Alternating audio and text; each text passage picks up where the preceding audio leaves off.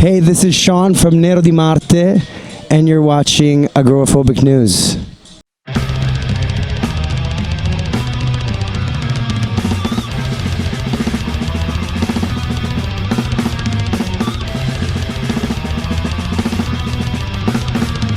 Hey, Milos here of Agoraphobic News, this time with Mr. Sean Worrell of Nero di Marte. Hello, sir. How are you? I'm doing fine, and it's great to be on tour finally after these couple of years of, pandemic and isolation. It's great. Yeah. And did you ever do an interview in a chair like this? It's actually my first time on a beach chair doing an interview, yeah. And so, right about when, when the Immoto album was released, there was COVID going on, so, your tour was cancelled. So, how do you feel about that? Well, it was very unfortunate. I can take it if you want. It was very unfortunate. A lot of plans got postponed. We had some offers to do things, and they never fell through because everybody was stuck at home.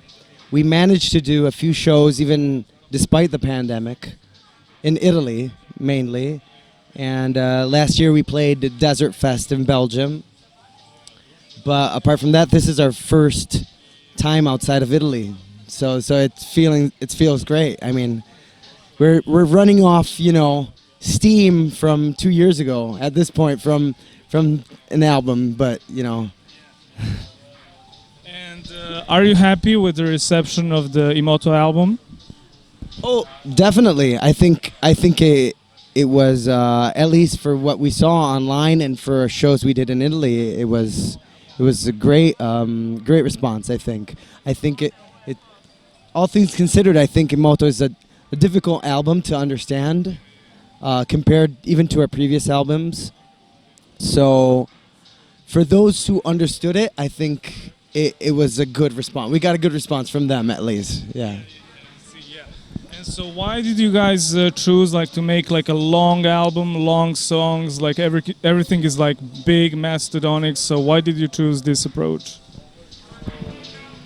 I don't think it was a choice. It just took a lot of time, and then a lot of ideas grew and grew, and we tried to create something that was organic, even if it was very long. So it just took a long process of writing, and that's just developed into a more abstract form of songs. So yeah, I think that's the main reason. We just made the approach longer, and so the songs were longer in a way.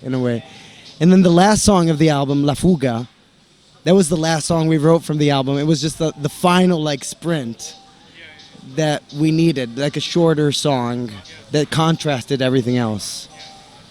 Okay, and so why did you choose to have all songs in Italian language? Well, I think it has to do with kind of accepting that our language, the language that I communicate with my bandmates, is Italian. And so to better communicate the ideas and the metaphors and the symbolism and, the significance of the lyrics, I think subconsciously, since I was making music with them, I was using the language I was communicating with them. And since we always think of music in sort of images and also words, and I think it's, it just came natural. It became a subconscious decision in a way. I write lyrics in a really weird way. I don't even know where they come from sometimes. I just listen to the music over and over until words come out. I go kind of in a meditation trance state, and stuff comes out. Sometimes it's in English and sometimes it's in Italian. For this time, I was more connected, I think, to giving more meaning to the songs in a way. Yeah. And so, but is it hard for you, as an American guy, to write in Italian language? No, not at all. I mean, I did the school system in Italy, so I know Italian as well as in Italian. So I'm bilingual in that sense. It's my mother tongue, both English, American, and Italian. So it was just a way of connecting better with my bandmates and hopefully with, other people in Italy, which is, a place where we play, I would say, 70% of our shows. So, yeah. And so, how did this tour happen? Like with Imperial Triumphant, like. Well, our management got in contact with Imperial's booking agent, and they were interested. I think Zach from Imperial Triumphant said he had seen us with Gorguts at St. Vitus in New York. So, they're really cool guys, and we found, I think there was common ground between us, common interests. So they were happy to invite us over. That was really cool. Yeah. And so, are you excited to play in Serbia for the first time? Yeah. I just took a walk, all the way on the other side of the bridge. I think tomorrow we're gonna have a day off here. Tomorrow we're gonna have a day off here in Belgrade. So we will definitely, check everything out. You have to tell me where to go. But out of all the cities I visited, this is like all of us. We're like, this is the first city we're really excited to visit for the first time. Yeah. And so, do you have some news about the upcoming album? Do you have something? Did you work on some songs, or do you have something done over, this period of pandemic madness? So yeah, I think a lot of bands had a lot of time for new albums. So yeah, I mean, everybody during the pandemic, I think there was a pressure to like be productive, even if you're staying at home, and for me, it was. The pandemic helped me to reestablish like what the band was. Francesco and Andrea left the band. Francesco decided before the album came out, but we recorded and we played a few shows before he left. And Andrea, after I moved to Rome, he decided he wanted to quit most of his musical projects and focus on his other things, his adult life. So for me, the pandemic was a way to reassess, dynamics in the band, who was playing, finding the right people, and starting to accumulate new material. And we've been, I have been accumulating a lot of material.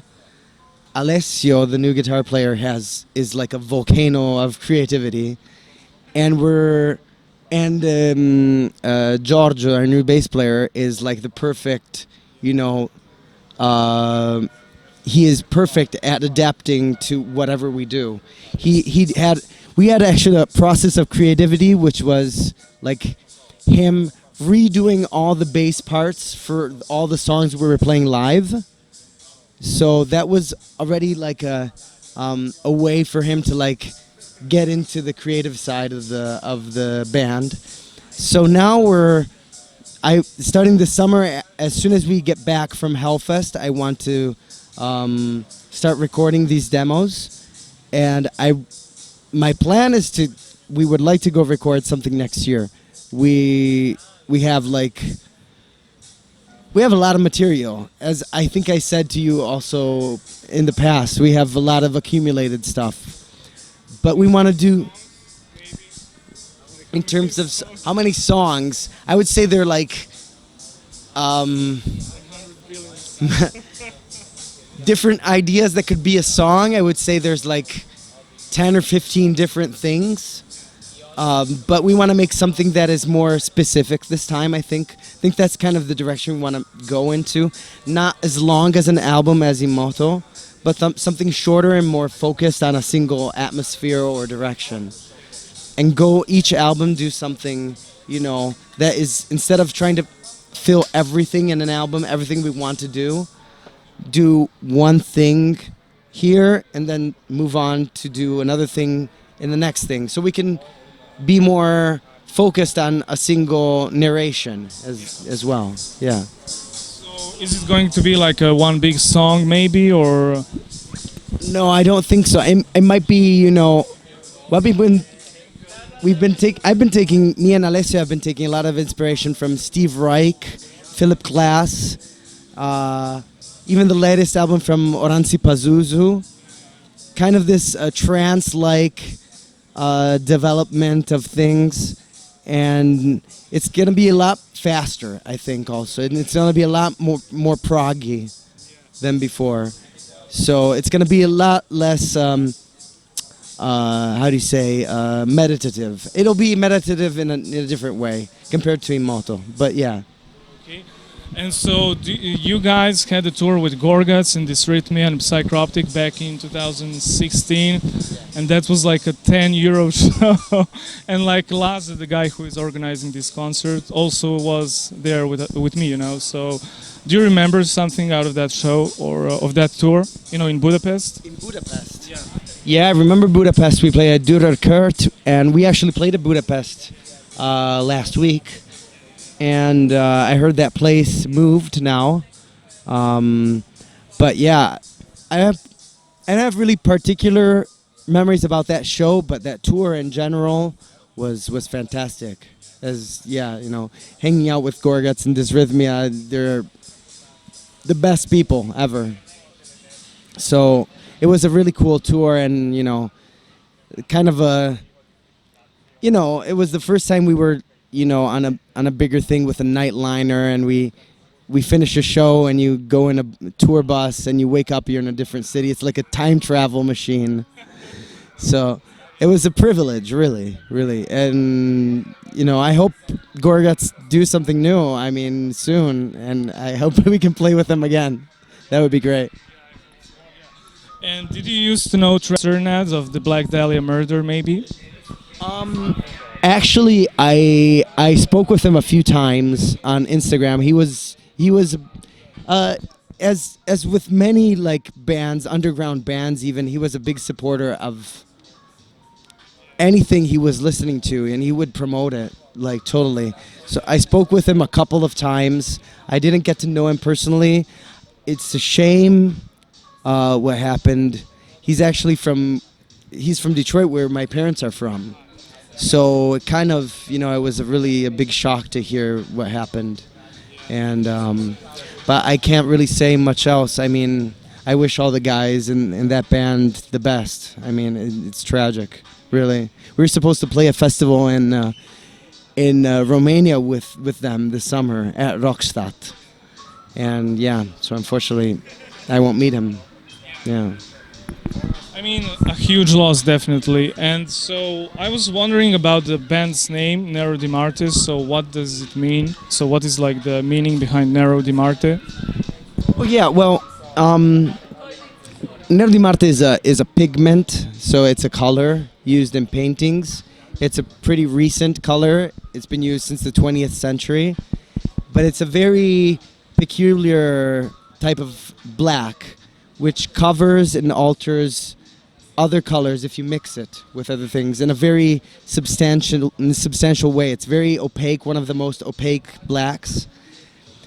And you know, we come from, you know, 12 years ago the band was called Murder Therapy, and we wanted to, when I joined the band, that was already the name of the band, and progressively the music changed, and we kind of wanted to, you know, have a name that was more evocative, something that wouldn't scare our mothers and fathers. So we made the tough decision, because we had a crowd even back then, some fans. We made the tough decision to like change our name and do a new album and new lineup and everything. Yeah, but it came naturally, you know. It's the reason to change the name in that time. And are there some albums that you're listening to like a lot lately? That's a tough question. What have I been listening to lately? Well, on the way here, I've been listening to the new Artificial Brain, which I haven't really. Yeah.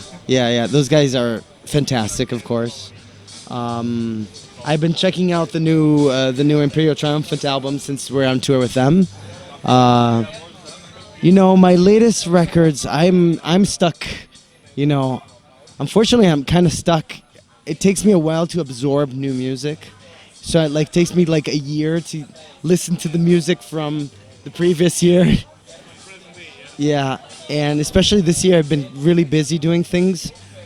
So I haven't been really recently listening to like new albums. I listened to the new Meshuggah album, which I thought was interesting. But I've listened to it like only once. As I said, I'm in a period where I'm, revisiting just my older things. I'm not sure. Yeah? The guitarist? I'm not sure. I think he is. I'm not sure. But he looks like... Is he based in Serbia? No, No. I think it's scheduled like Josh Elmore. What? He looks like a Josh Elmore. Oh, okay. Yeah. And do you have some final words for this interview? Oh, some final words. Well, I'm grateful for taking the time of preparing this interview. I'm happy to see you in person. I think you were at the Budapest show, but we didn't meet at the time. Yeah. Yeah. And to anybody who's watching, we'll be touring around Europe, hopefully the North America between this year and next year. We'll see. And expect new music next year, I think. Hopefully. So thank you so much for this interview and have a nice day. See ya. Thank you. Hey people, I hope you enjoyed this episode of Agoraphobic News. Please like, share and subscribe to our YouTube channel to help us grow. You can also support us on Patreon by becoming one of our patrons. And big shout out to our patron Season of Mist for supporting our work. So stay tuned for another interview and keep it metal.